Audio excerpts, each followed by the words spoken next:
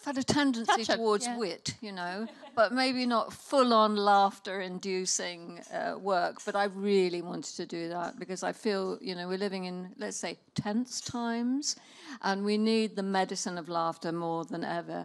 And also, it's kind of a shortcut to tackling some serious subjects. So I thought of it as a comedy wrapped around a tragedy, actually, but in which people can laugh cathartically as stuff goes wrong.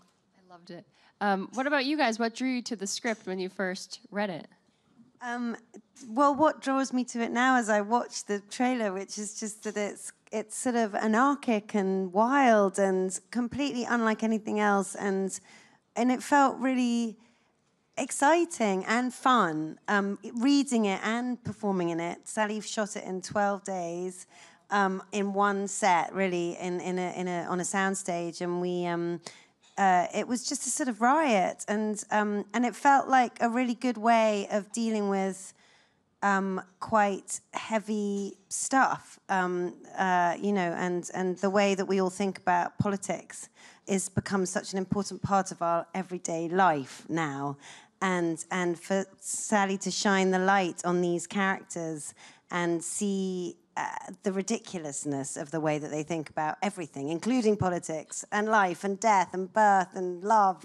It did feel like medicine, as Sally said, just the whole thing. And I got that vibe right from the second I read it, which was kind of well before really all the big drama of our lives had started to unfold. Brexit was still way in the future when I first read it, as was Donald Trump.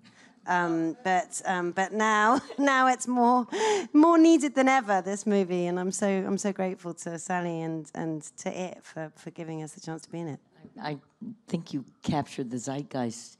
You wrote it 3 years ago, but how prophetic you knew the zeitgeist now of today 3 years ago, and that's. But when I read it, I thought it's a whirlwind. It pulls the cover back, it lifts the curtain, it reveals.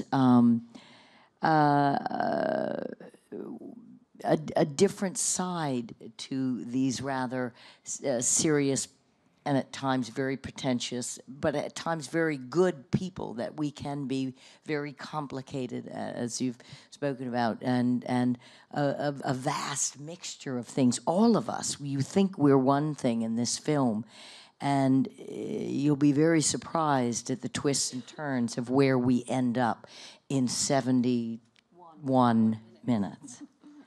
It's the new Fast and Furious, and there's not a single car or people taking their shirts off. The budget was just as big, though, I'm sure, right? Yes, of course. Of course.